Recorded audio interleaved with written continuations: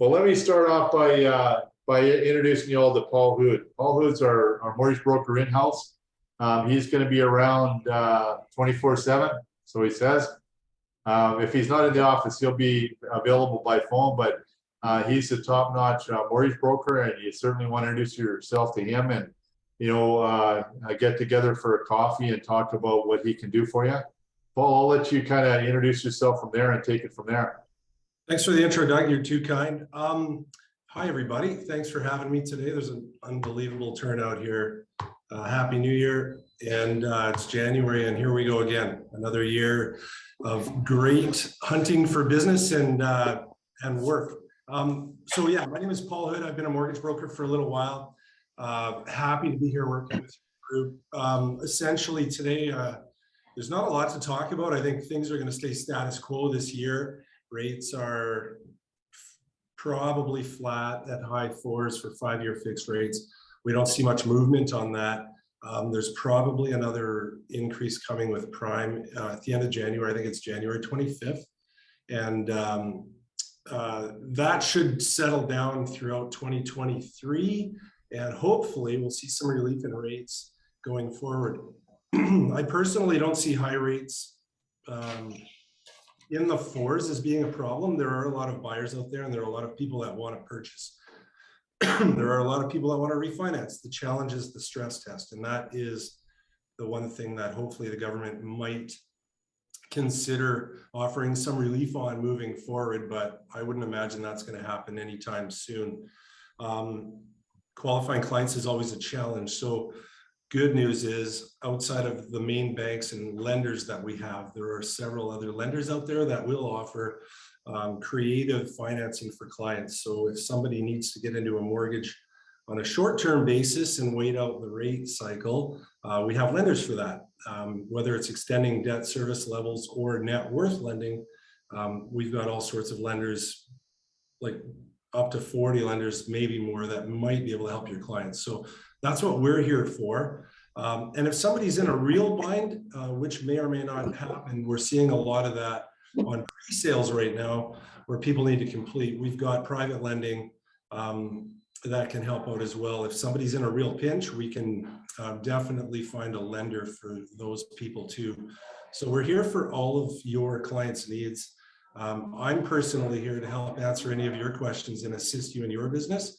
So feel free to bug me all the time. My phone is always on. My emails are looked at regularly.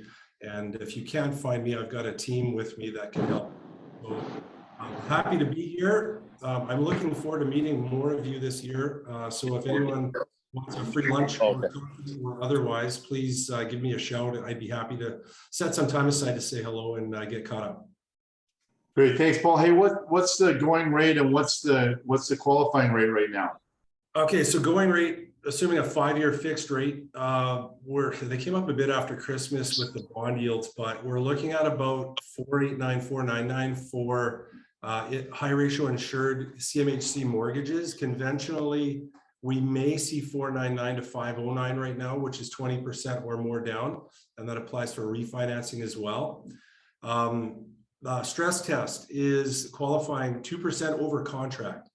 So the qualifying rate used to be 525. It still is, but it doesn't apply right now because rates are higher. So stress test is 2% higher than any rate we can get the client, which is posing a bit of a challenge. But we'll get 7% right now.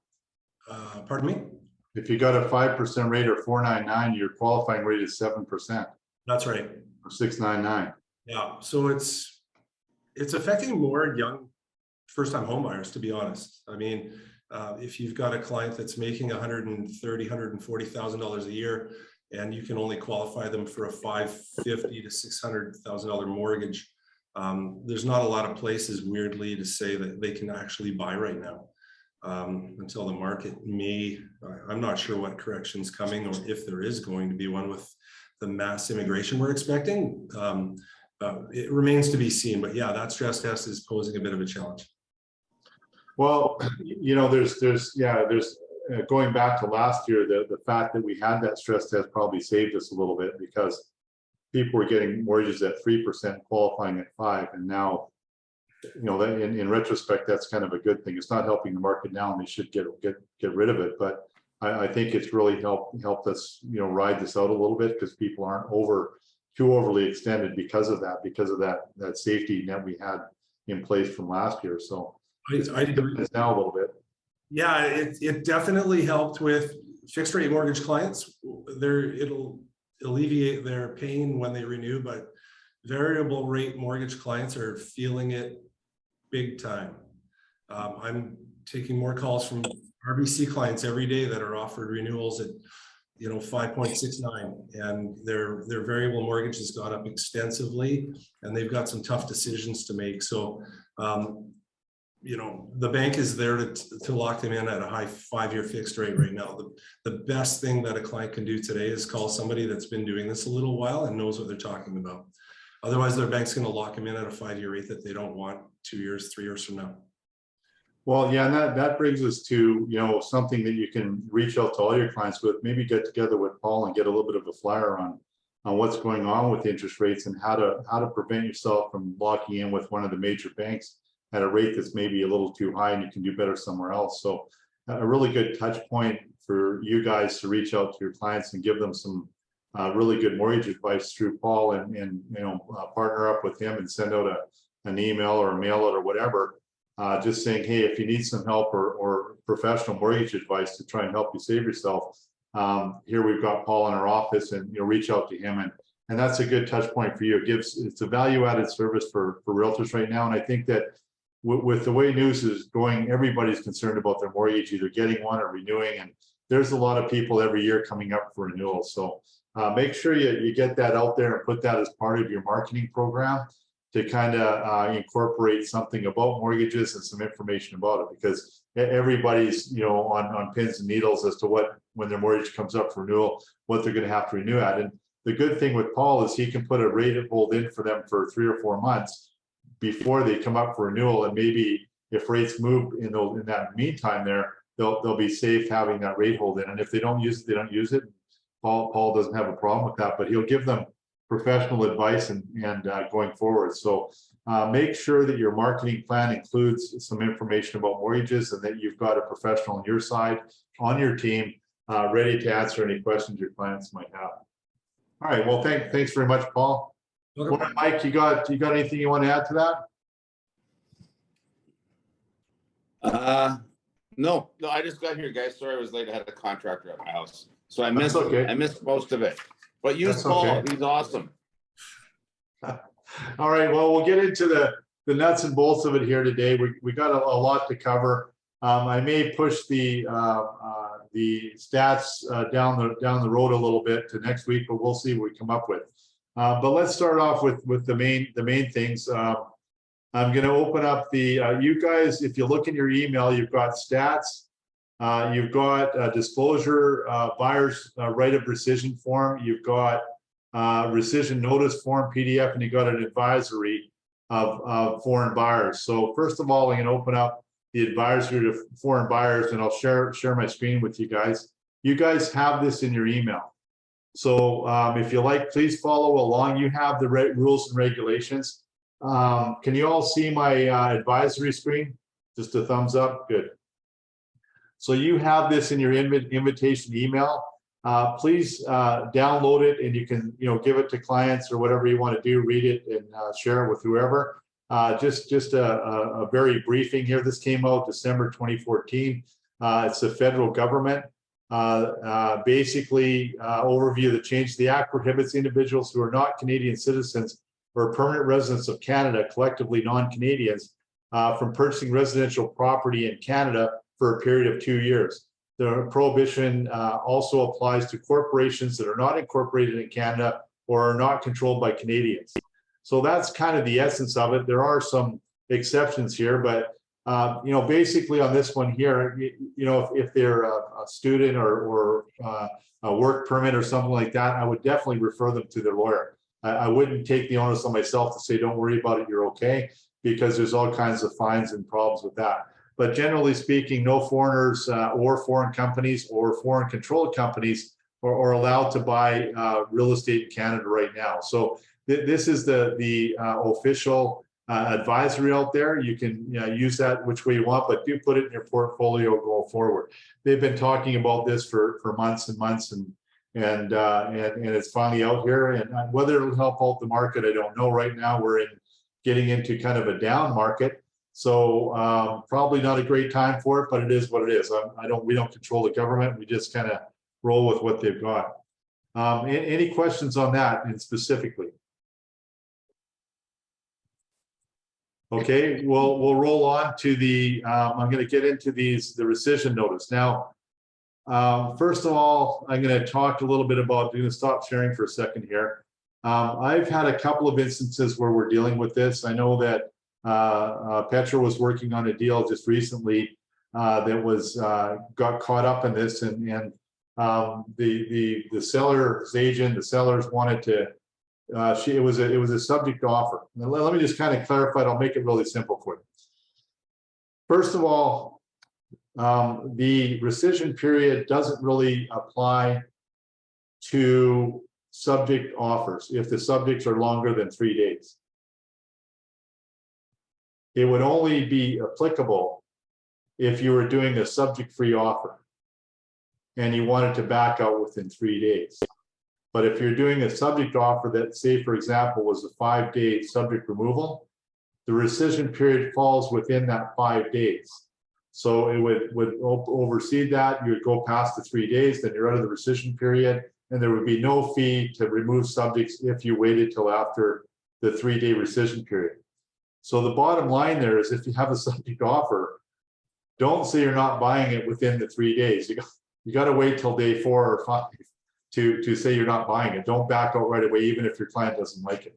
So if it has subject to strata documents, you can back out for, and it says subject to satisfactory, subject to the buyer being satisfied with the strata documents. For any reason at all, they can back out of that one there. What they don't like the look of the strata documents, they don't like the minutes, they don't like the AGM, they don't like the finances, whatever it is. So leave that one in there and let it ride till after the 4 day. If you actually call them up and say, hey, we're not buying it within the 3 days, you may have just made your client, your buyer, liable for the 0.25%. So that's the bottom line. And ultimately, it's only for subject-free properties. Well, what was going on with Petra's offer is they wanted to reduce the subject time to 3 days. And even though there were subjects on the offer, had they backed out of the deal, they would have had to pay 2.5%. So I just said, hey, look, make sure that your subjects are at least 4 days and wait till the 4th day to rescind if you want, and then you're not going to be subject to that. So just be careful about that. Does anybody, Chris, you have questions? Does that include weekends, Doug, just to clarify, or is that only business days? Well, the rescission period doesn't include Saturday and Sunday, I think, if you read that one. I'm just going to open up the rescission notice and let's have a look at that together, okay? So this is new to me too. I'm working through it. So if any of you have comments, please absolutely share with us. Hey, Doug. Well, that's the rescission. That's the rescission. Go ahead. Oh, hey, Doug. It's Liz Surwick. Hi, everyone. I just finished the BCREA course on this online yesterday. It was 6 or 7 modules and it took me several hours. But at the end of the course, they do present a scenario where there's an offer in place. Subjects are for 5 days, but within 2 or 3 days, the buyer is going to inform the seller that they cannot remove subjects. And in one of the questions, because you have to do this question answer thing at the end, the buyer is not responsible even if they remove if they are not removing subjects within the 3-day rescission period, they don't owe the 0.25. Oh, good. Well, that's good. I didn't realize that, but it has to be based on the subject of, this one was fine. The example was he couldn't remove financing, so he can collapse the deal without having to pay the seller the fee. Yeah, well, kind of dumb. I know it's I dumb. would be really afraid of that because I'm sure there would be a lawyer somewhere that would argue that, and it would Yeah. cause, some problems. Yeah. And all I'm saying from our point of view is that I would say that if you've got a 5-day thing, don't back out within the first 3 days and just avoid that altogether.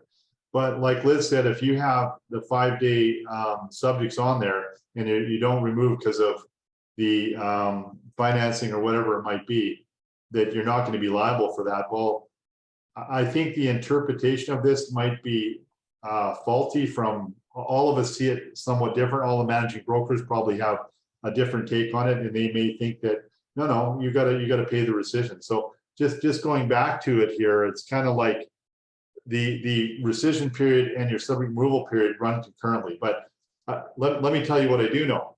If you are going subject free, you do have the 3-day rescission period to back out, and you can back out. You have to give them the notice that you're backing out, and the only consequence you'll pay is the 0.25%. So that's a fact. And so right now we're not in a really competitive market where we're getting these multiple offers, every offer that we were, a year ago or 9 months ago.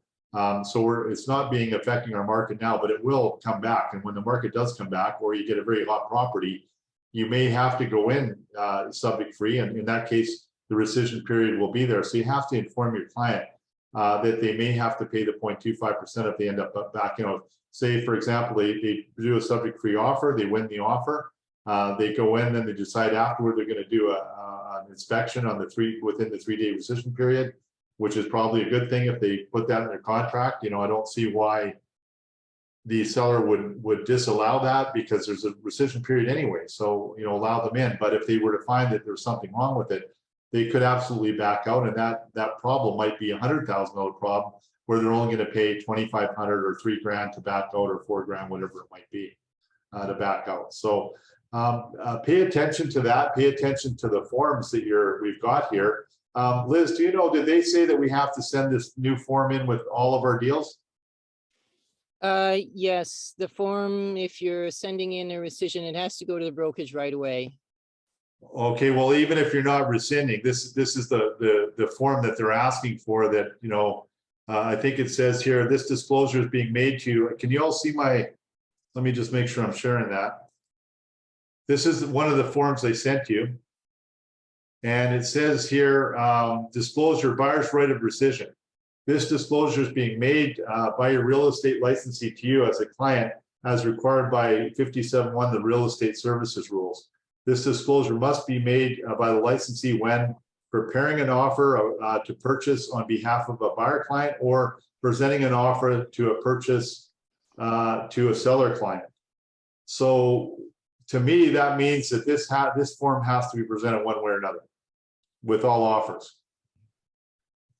The way I understood it is that you can use this form, or because this information is incorporated into the contract and the buyer and the seller sign it in the contract, you can use this form, or you can use the section in the contract of purchase and sale. Good. Okay, well, that makes life easier. Let's go to a contract of purchase and sale and have a look at that, and where it says that in there. Just let me pull that up. I got that up here. I had it up. It's on the very bottom at the end. Sorry, what's that? It's at the end of the contract. Yeah, I got it here. I just want to get the contract up so we're talking about the same thing, so everybody knows where we're at. Okay, so I'm gonna go back to Zoom. So I got about 10 screens open here. So if can you all see my contract of purchase and sale now? Okay, so this is what Liz is referring to. I don't know if it says the rescission period here, but and I just did a dummy one up to kind of see how this all worked out.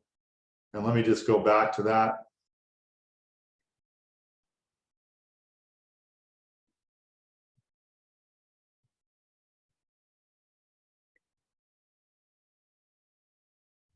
Sorry, I had it all set up and then I kind of lost it here.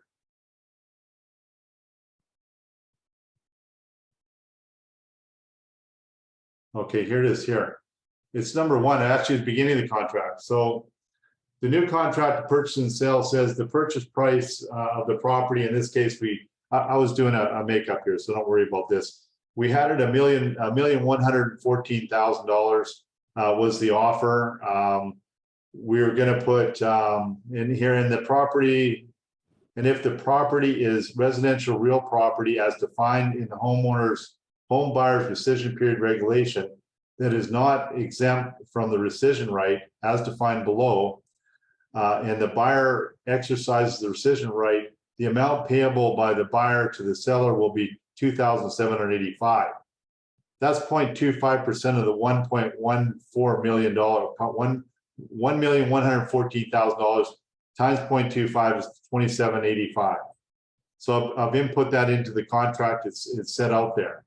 Now, in most cases, if you've got a 5-day or more than 3-day subject period, you can just deal with your deposit the way you normally would.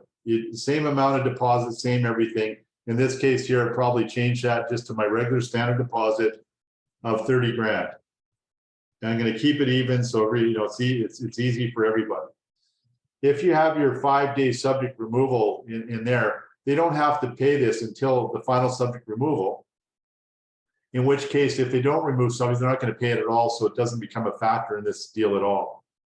And even if they do go ahead with the deal, they'll pay the 30 grand and they've got their subject, so they're past the rescission period. There's not going to be any money going directly to the seller because they didn't remove subject. So that's not a factor here. So the 30 grand would go into the office, into our trust accounts, and the deal would go along as normal. We'd hold back your commissions out of the 30 grand, send whatever, say your commissions are 10 grand, and we'd send 20 to the closing lawyer, and we keep 10 for you to pay you and commissions out of it, and so on. Now, the only time this would come into effect is if it was a subject-free offer, in which case we're trying to keep it very clean, because remember, in a subject-free offer, is there any questions so far? I know this is complicated, and I don't know if I'm explaining it as good as I can. But let's say this was, go ahead, Karen. You're on mute. Out of practice. Going back to what Liz was saying, she said that if there was a subject that was 5 days, say it was subject to financing and the financing didn't go through, so then the contract is null and void. Of course, you don't have to pay the 0.25%. But did I understand that you thought that they would have to if they rescind it within the 3 days? That's what I said initially, yeah.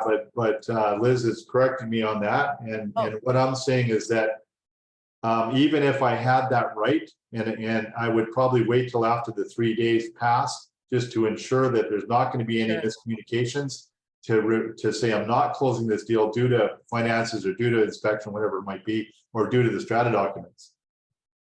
Just so there's no confusion, because the seller might misconstrue that and say, look, no, you owe me the 0.25%. You rescinded within the 3 days. I don't care what the reason was.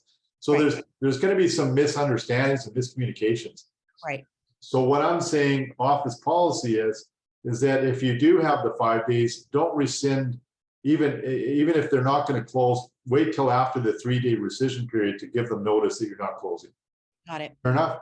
And that's just for now. Well, the smoke will clear on this going forward. So the only time this would be a factor is if this is a subject-free offer, in which case what we want to do here is I'm going to change the deposit to 32,785.00, and the deposit now is going to include the 0.25 fee if they rescind. But what I'm going to do is I'm going to split the deposit up like this: 30,000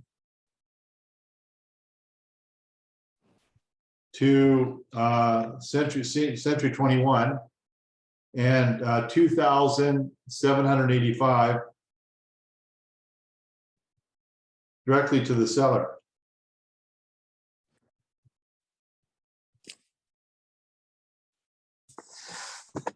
Now, this is kind of important in a couple of ways. We don't want to deal with this rescission money. If it goes directly, if they split their, now they got a total deposit now of 32,785, 30,000 was, you know, a minimum kind of deposit. The 2785 represents the rescission part, which if they go ahead with the deal, their down payment or the deposit will be a total of 32,785, even though part of it's going to the seller and part of it's going to Century 21.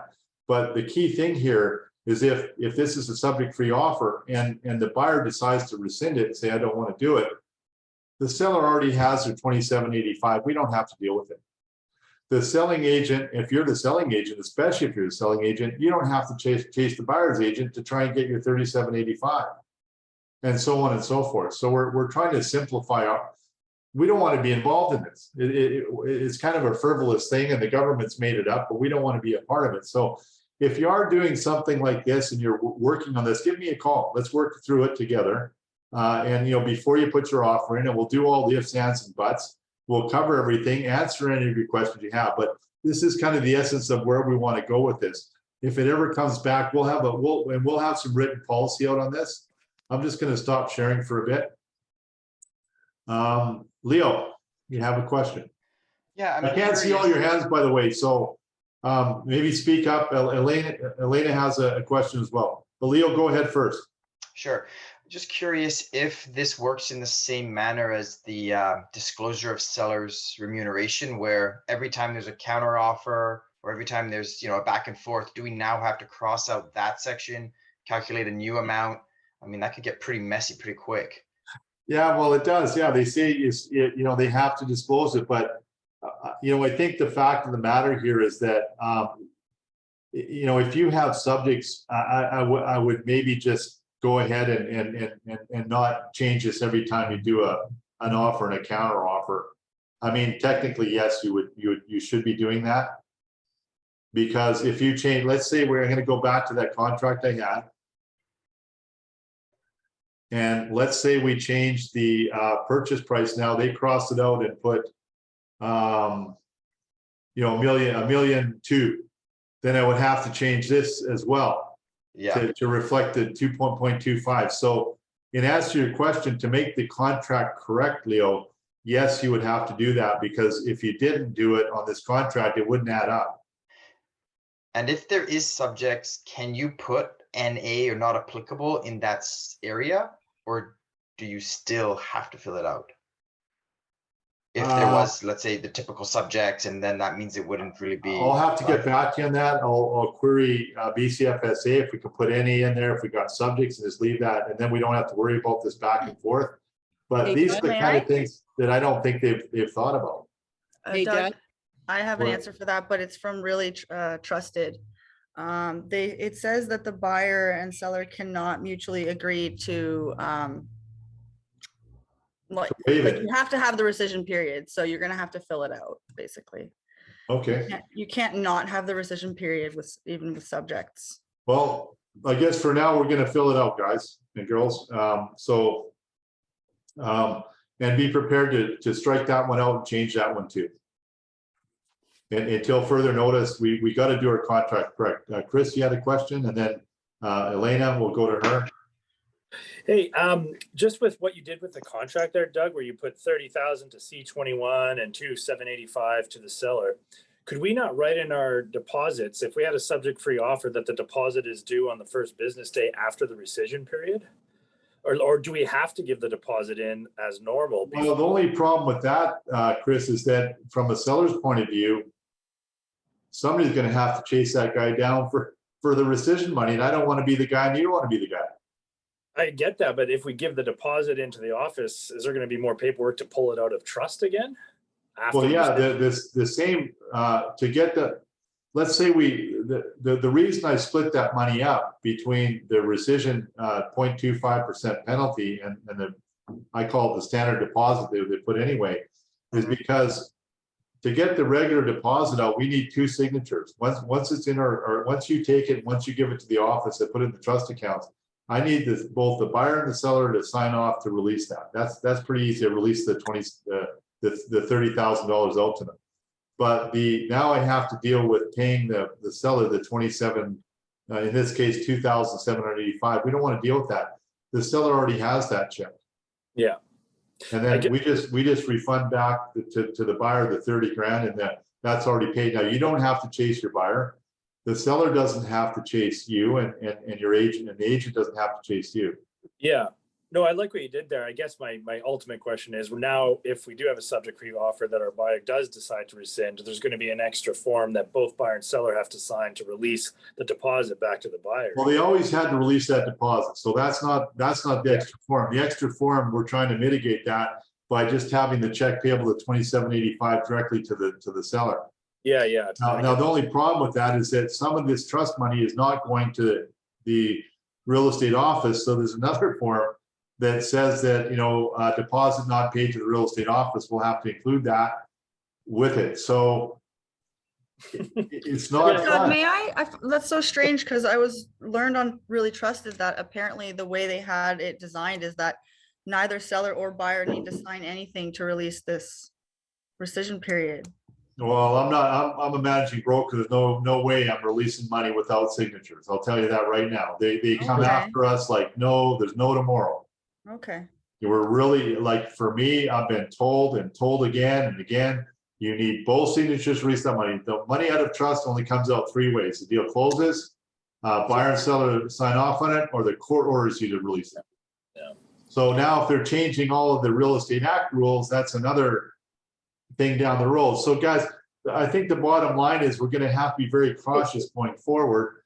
We don't have a lot of subject free offers. If you do, give me a call. But in the meantime, we're going to have to put that amount. We're not going to use the other form. Like Liz said, we'll rely on the contract and not the supplementary form.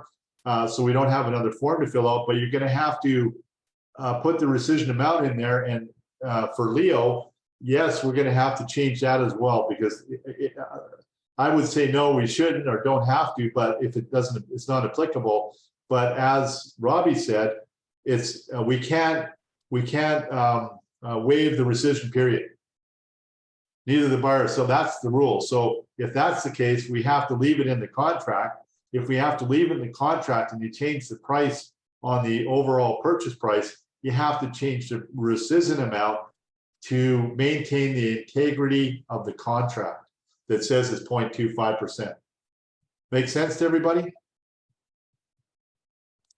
Question, Doug. Yes.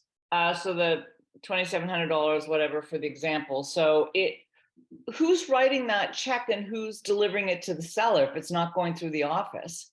And then what happens if the buyer, if you're representing the seller and if the buyer's writing the check and the realtors are just handing it over, and then the buyer's check bounces, like what happens? Who's responsible for that? Not me, not me. But who's responsible? But if you're representing, then it's the contract is between the buyer and the seller, and they can sue each other. But we don't want to go there, right? I mean, that's bullshit.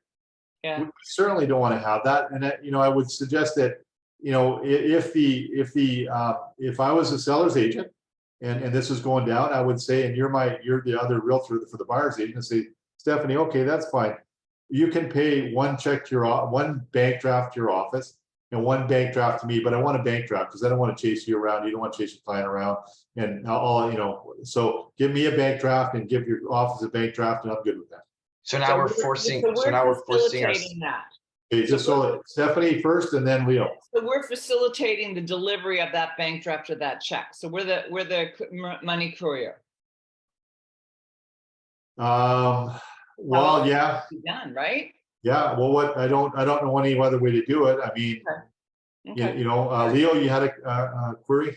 Yeah, so I just wanted to make sure I understood the whole concept. So when we're breaking this deposit money down into the two different sums, we're now requiring our buyers to get 2 bank drafts, correct? That's only if it's a subject-free offer. Yeah, if it's a subject-free offer. Yeah, and that takes us out of the picture of chasing people down and getting sued and not sued and them paying and not paying. Do you know what I mean? I'm not trying to make your life more difficult. I'm trying to make it less difficult. I have a question, Doug, as well. And if just let me finish that point.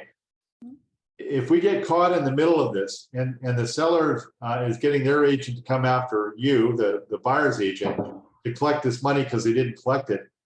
And they're going to come after you and me. Their manager's going to call me. Their realtor's going to call you. You're going to call your client. I'm caught in the middle of it. You're caught in the middle of it. And we're chasing this guy for this money he's not going to pay. I don't want to be a bill collector. I'm not there. But if they put the money up front, then that alleviates that whole problem. It's only subject free offers. Does that make sense, Leo? Yeah.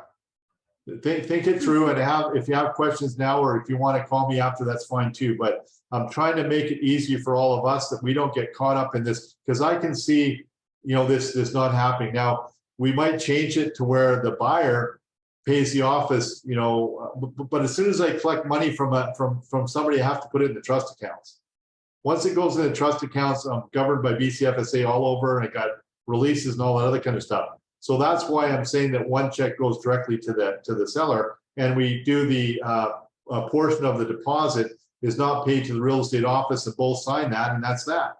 Now, because the government's done this, they should be responsible for that. We should not have to do that form, because they say that the buyer has to pay the seller the 0.25% if they rescind on the deal. So I mean, it's written in the contract, but I'm not a lawyer. I don't, I'm not taking responsibility as managing broker. They'll take my license if I misappropriate or seem to misappropriate any trust funds at all. I mean, I can't.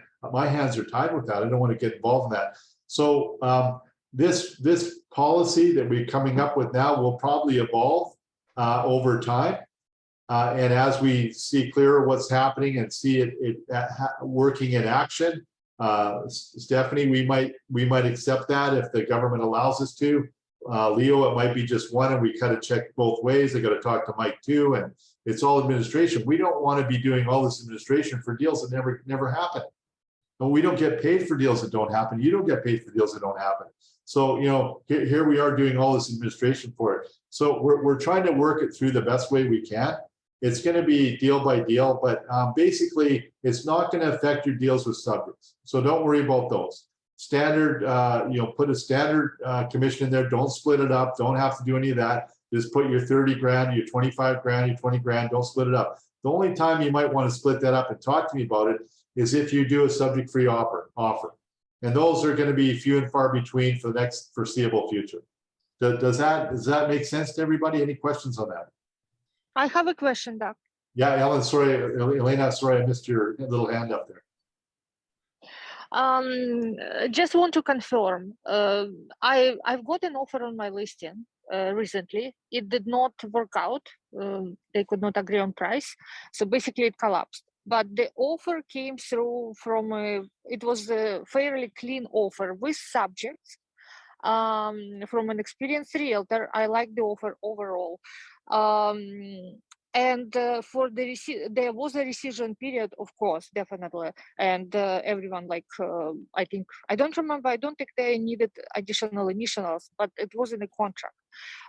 For the rescission amount, though, she put 0, because the subject is the offer was with subjects. Can we do it like that if we write an offer or if we receive an offer? So there was a deposit if the subject's removed, going into her brokerage, and for the rescission period amount, there was 0. I'll have to check that out for you. I don't have the answer to that. I'm not going to answer questions I don't know. I'd have to check with BCFSA on that if it's legal or we can put 0 in the rescission amount. That would solve Leo's question too. Hi, Doug. It's Liz again. Yeah. I really recommend if anybody has a chance to do the BCREA course on the new buyer rescission. It's really quite comprehensive, and they run you through several scenarios. But to answer Elena's question, you cannot put 0. You have to put in the rescission amounts, and you have to change them every time that there is a change in the offer or counter offer. And the buyers and the sellers need to initial those changes as well. It's very cumbersome. Oh gosh. Well, thank you, Liz. It seems like Okay, much work so, over nothing. Armand, you have a question? I'm also still waiting. Okay, well, you got, some have the little hat in the thing. Well, Armand, go ahead. Yeah, I had the course as well. I highly recommend everybody to take that BCREA course. It explains everything, and there are some details like what days are business days, what holidays are included, Saturdays, Sundays are not included, what properties are included, like leasehold is an exemption for the rescission period. For the contract, you should put N and A non-applicable for those properties, but majority everything is included. There are some details regarding the payment. Basically, there's only two scenarios that you either pay the deposit within that rescission days, or you pay it after that. If they pay the deposit after that, it's the buyers and sellers job to pay and to go after the buyer. It's not brokerage or the agent's job to do anything. If it is paid, the course we had was they have to, the brokerage has to deduct it to pay the seller one check, and the amount left goes back to the buyer if they rescind it within those days. So there wasn't any other amount directly going to them if it is paid, which usually happens in the seller's market, not in this market. But I don't know if we want to do it different ways. And back to Elena's question, if we are submitting an offer, we are buyer's agent, we need to calculate the correct amount of the rescission amount, exactly 0.25% of the purchase price. And the seller's agent's job is to calculate and make sure it's the correct amount. And if you're countering offer, you should amend the rescission amount as well. And that's it. Thank you so much. Thanks, Armand. Yeah, That's thank you. good. There, just one thing with regards to what Armand said. He said that it's between the buyer and the seller to collect the money. But if you're a seller's agent and you've written up this deal and it fell through and you had 3 other deals waiting and it didn't, you know, and then they rescinded and now they owe the 0.25%. Do you really think that as a selling agent, you're going to lay that onto your seller to go and collect it from the buyer that they don't even know? No, it's going to end up in your lap, absolutely. So don't underestimate that part of it. And I think that it should be paid as part of the offer, and it's all done up front, whether we take it or whether we write a check directly to the seller. It should be done upon, you know, with the offer. That's all I want to say about that, Armand. There, you know, the seller isn't going to chase down the buyer and try and collect their 0.25%. Not going to happen. So if it's not done, watch out. Robbie, you had a question.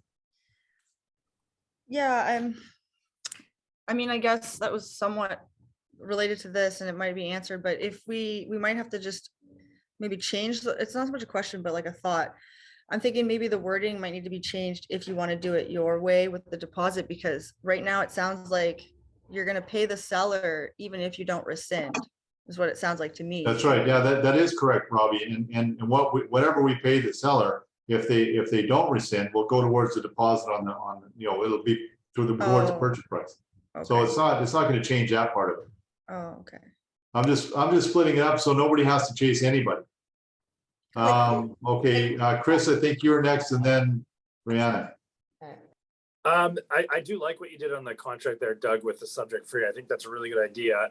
My only question is, we give in a deposit for $32,785 and we've split it up 30 grand at $2,785.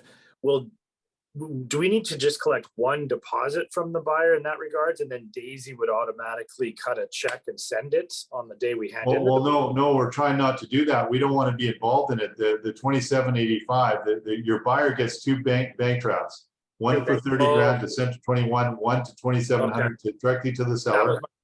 Yeah. And then we give the bank draft to the buyer's agent, or the seller's agent for the seller, and you give your deposit as normal. Okay. So that way, at the end of the day, if they rescind, then as far as our man's goes, the seller's already got their money. Nobody's chasing anybody. The realtors aren't gonna be responsible. If they go ahead and close the deal, like is in Robbie's question, the 27.85 will go towards the purchase price. So it's part, you're just paying it anyway. Yeah. So basically we would get 2 bank drafts, and in that clause, we would write, 30,000 made payable to C21 and the 2,785 made payable to Joe and Blow seller, and then 2 blank drafts. Yeah. And then we're done. You're done. You don't touch it again. And then there's no chasing anybody. It's all done. We don't have to worry about if they rescind, then we can, I think with the rescission, I don't know if somebody mentioned that, but I think with the rescission, we may not need the a release letter, because the government has made the rescission period. I can just give the money back, but I got to confirm that with BCFSA. But normally we just refund the 30 grand back to the buyer, and off they go. Seller keeps the 2,700 and everybody's happy. Okay. Okay. Rihanna, you had a question. Sorry, Doug, can I have a question? I'm gonna go Rihanna first and then Elena. Yeah. Hey, quickly. So if we end up touching that 0.25, are we filling out a FinTrack for that shit or what? We always got to do a FinTrack. What are you talking about? What you talking about, girl? No, like, are we filling out a completely separate one? So if for some reason. No, the FinTrack is just like person's identification. It says where the money's coming from. No, sorry. So for the deposit itself, though. Yeah. The other FinTrack form. Sorry, not the one that. Well, just receipt of deposit. You just put, you can put 32, whatever it was, 32,785, period. So the entire amount. Yeah. Okay. The FinTrack has nothing to do with the contract. It's just, we've received that amount of money. Here it goes. Where it goes, it doesn't matter. Elena, you had another question. And then, but wait, what happens though if the offer is rescinded and we end up touching the money and then delivering it to the seller? Are we still having to fill out that paperwork or no?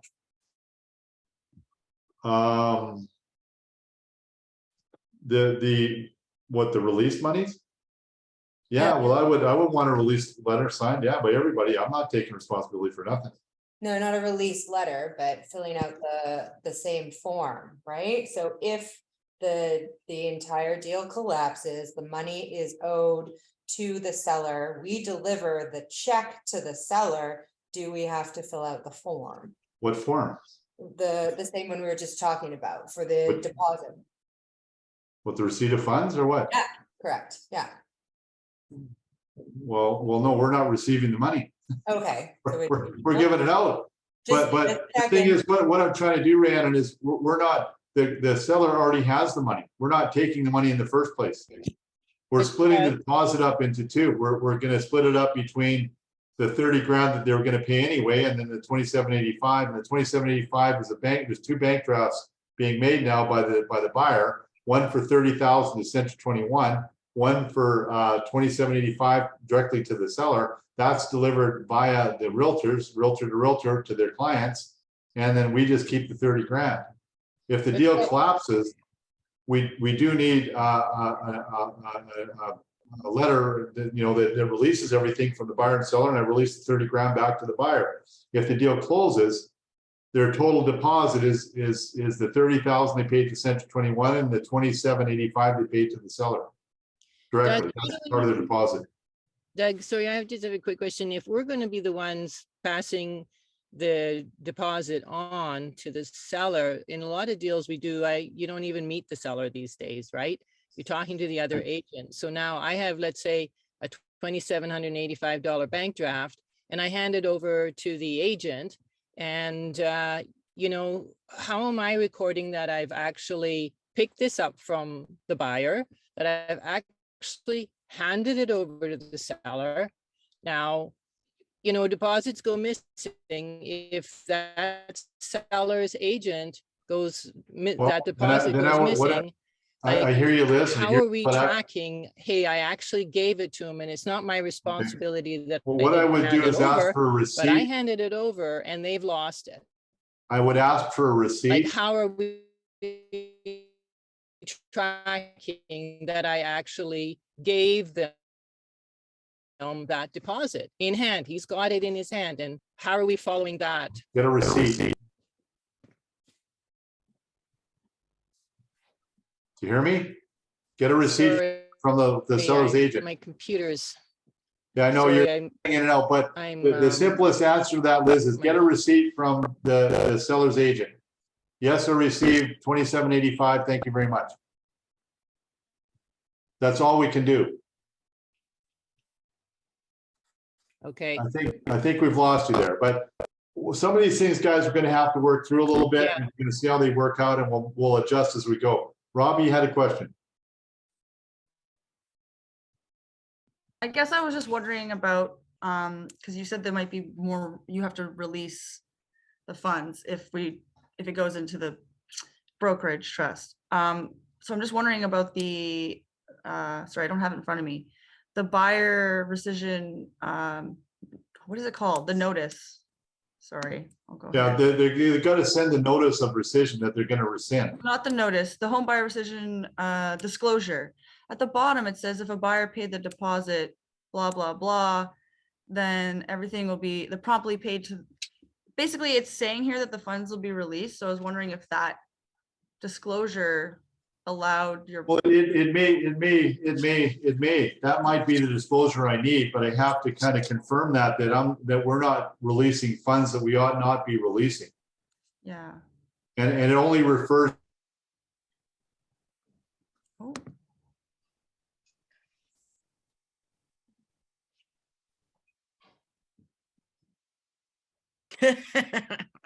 Looks like we froze, guys. or Doug's having a jammer.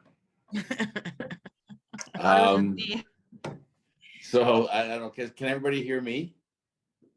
I can hear you. Okay, I have a good. So question. yeah, hang on a second. So Doug and I are working this out. My personal thought is this is a rush document, a political rush document that hasn't been well thought out. And what we don't want to do is to make you guys the collectors of this small deposit in a non-subject offer. So that's why we decided to go to 2 checks, hand a check over for the rescission period if it's a subject-free offer to the selling realtor. They pass it on to their customer. That's their customer. When the deal goes through, it comes off the sales price of the house. And if your buyer walks away, the seller still has their check and they forfeited the check. It's pretty simple, but there's going to be some more tweaks to this, I promise you, because other brokerages are all going through the same thing. As we're speaking, I'm talking to my BC brokers as well. So this is a start. Yeah, hang on a second, everybody. And then if you do, the message clearly is, if you do have a subject-free offer or about to go into one, tap Doug, managing broker, on the shoulder and walk them through the scenario you're about to do. Does that all make sense? Yeah. Some head nods. Karen, you have a question? Yeah, I mean, just as far as the separation of the deposit and handing it straight to the seller's agent, that's all okay with legal and the adjustment day and all that stuff. Is, they pretty much comb through where everything's coming from. And yeah, as far as I know, if it's in the contract, it's fine. It's part of the deposit going forward, right? So okay. Yeah, and like I say, if things change, I'll let you guys know, but we're going to try and work through it. Like Mike said, all the offices are going through these problems too. I mean, this thing just came out now, and now we're actually seeing it for real. They said it's coming, but now we've got the real problems, like it's in part of the contract, and then we have the forms, we have all this other stuff. And are they the proper release forms for managing brokers? And these guys really, I don't think they thought this right through, the consequences it's going to cause the industry. So let's just work with it, but I want everybody to be aware of it. I think the best advice I can offer anybody right now is like what our man said and what Liz said, take the course, because that's going to be, that's going to help us all. And, I don't have all the answers. I'm just, from a managing broker's point of view, I'm looking at the legalities and the liabilities to BCFSA. Elena, you have a question? Yes, I do. I just wanted to clarify in the scenario which you described, Doug.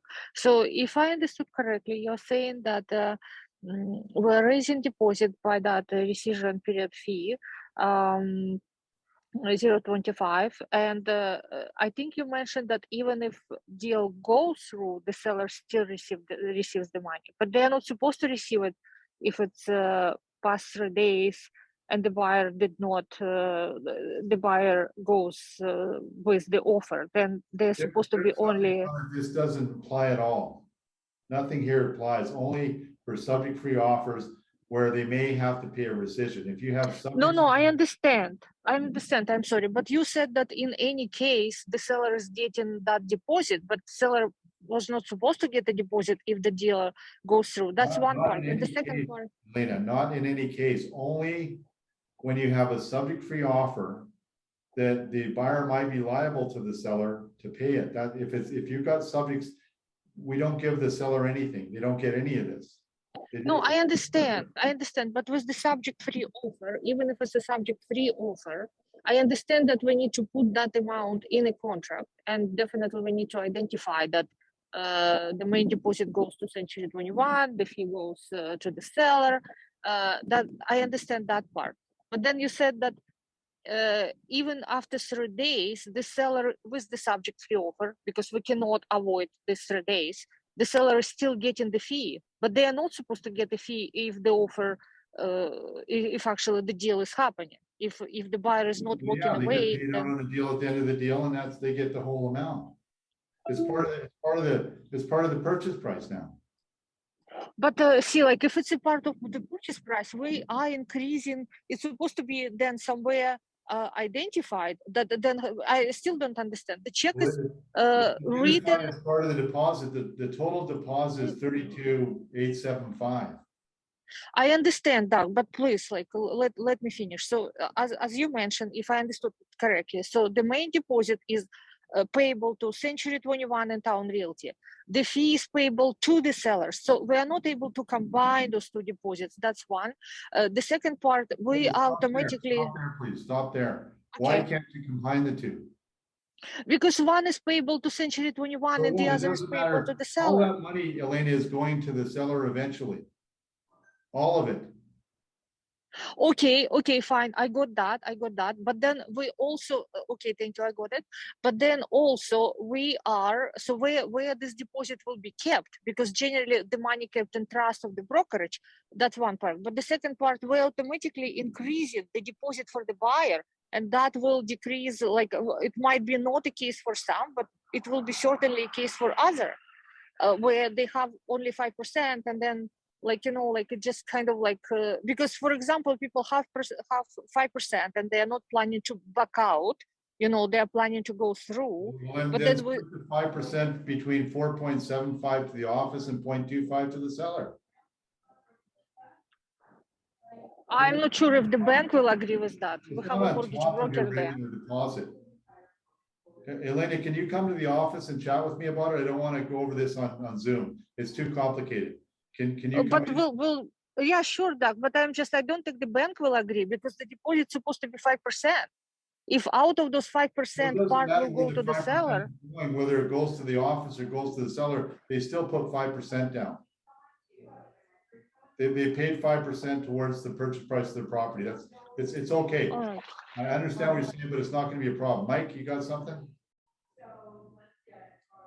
Yeah, I love the dialogue, guys. But what I think what we're going to do today is we'll give you an outline of what's been discussed, so everybody can read it to follow the path.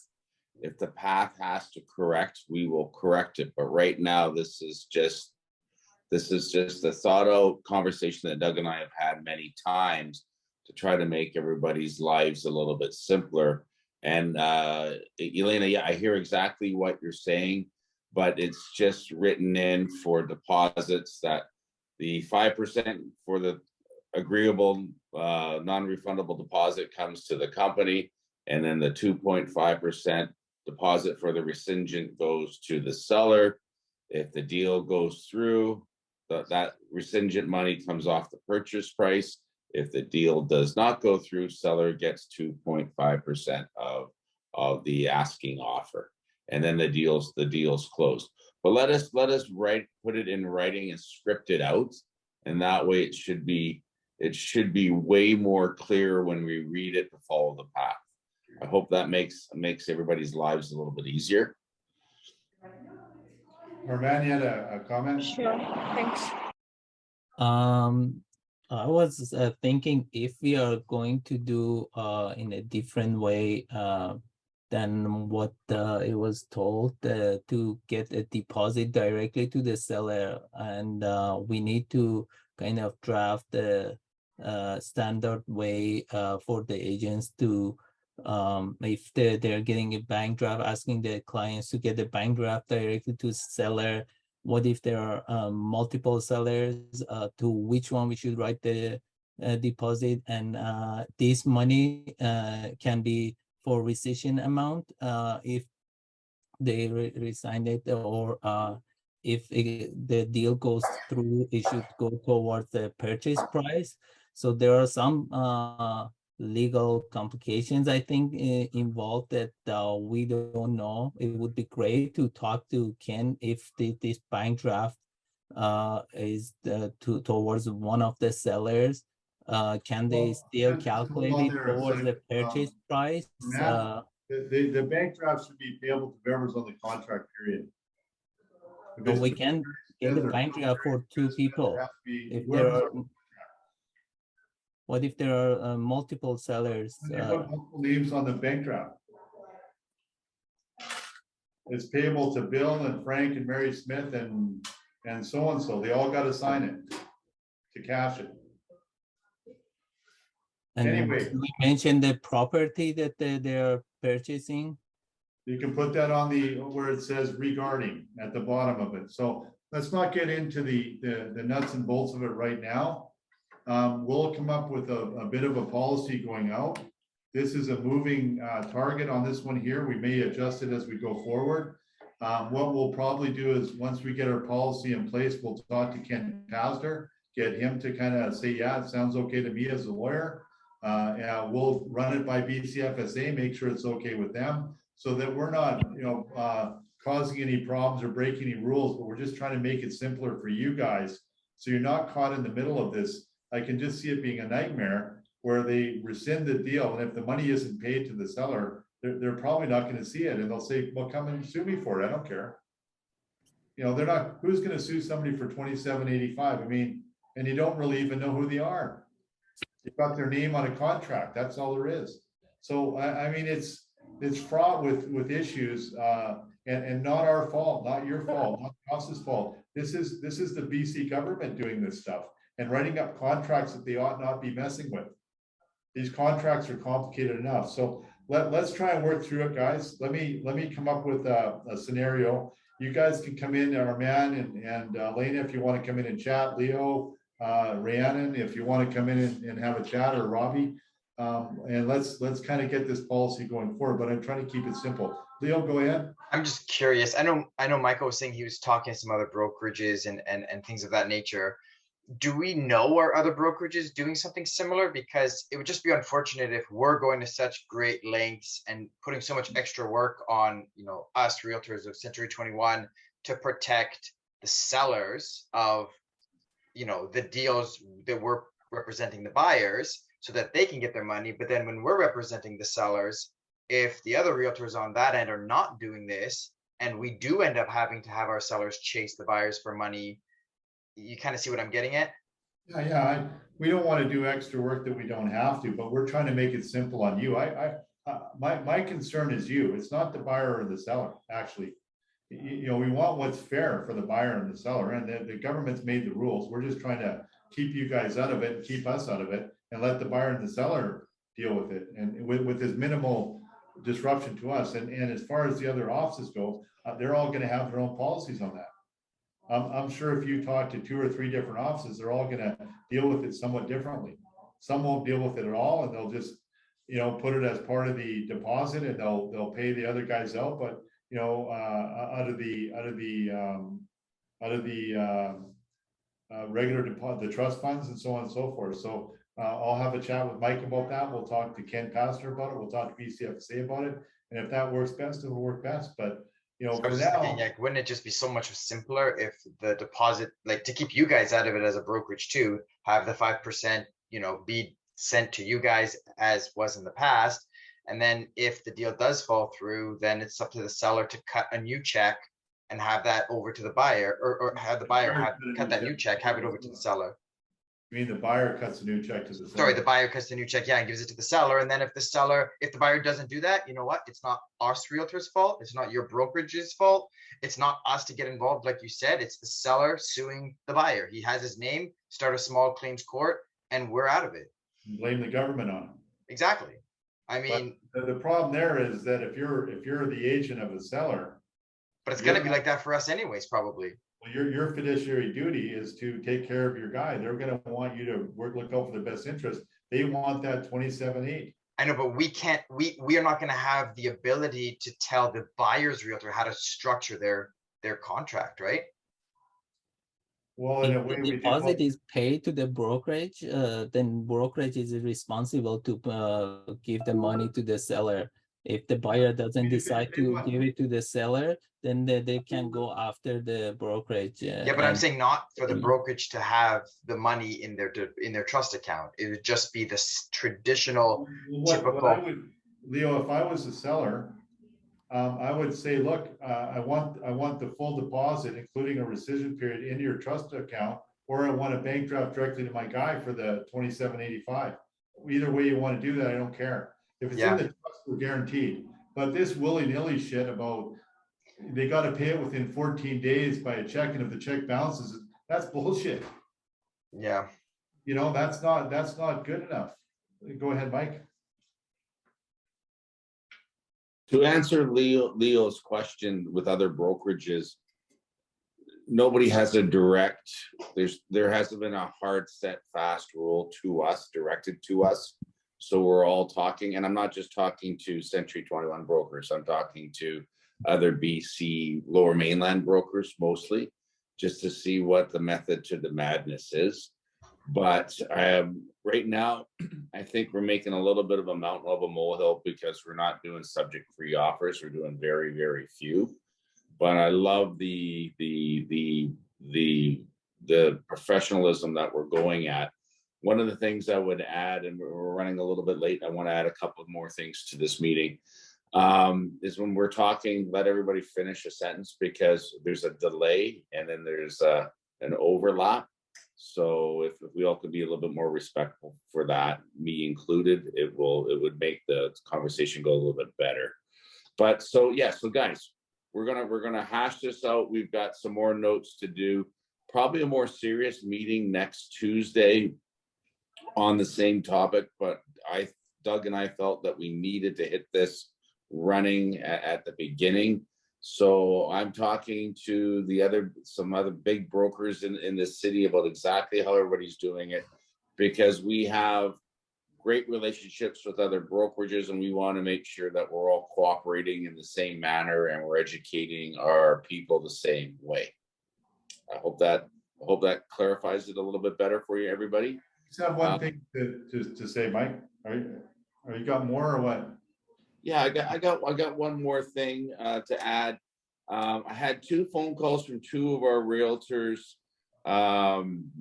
this week regarding there's a creep out there again, and one call from one of the realtors was more serious than the other. One guy is putting his name out as a Mark Campbell, and his last 4 digits of his cell number is 6493. We think that he forgot to block his phone when he made a call that was very inappropriate to one of our female realtors. So if it happens to you guys, I don't care if it's female or male, give me a heads up. The protocol is you phone the police you tell them that you've got a call, you give them everything that you have. whether it's a WhatsApp number or not, then you call me. I'll make a report to the Vancouver Real Estate Board. They have dialogues to all the brokerages too.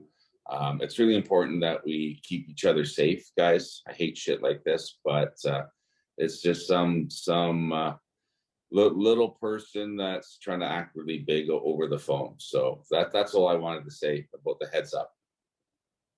Okay, final word on this, guys, is that don't worry about it. If you've got a subject pre-offer and you're the seller's agent or the buyer's agent, that's the good thing. We'll work it out.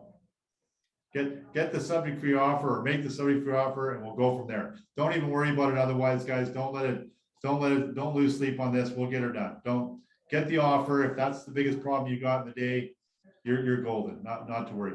Armand, you had one thing to I don't want to we'll come back. No, I just wanted to mention I put in the chat the properties included and they are exempt. And one other point I was going to mention was if you have multiple buyers and just one of them wants to decide to exercise their right, they can do that. And you should submit the rescission notice to the seller. All right, It good. doesn't have Thanks, to be all them buyers. Just one of them is enough to do that. Okay, guys, that's it for today. We're going to call it. Stay tuned. Come in next week. I want all this participation back again next week. It's important that we can maintain our momentum going into the new year. I love the participation. Like I say, the best thing that can happen is you guys get a subject-free offer, and then we have to deal with this in real life. That's the thing. So go forward. Have a good week. We'll be back next week. Same subject, and we'll hopefully get past it and move on to more. We'll maybe bring Ken Pastor in for his opinion as well. He's our local neighborhood lawyer. All right, guys. Ciao.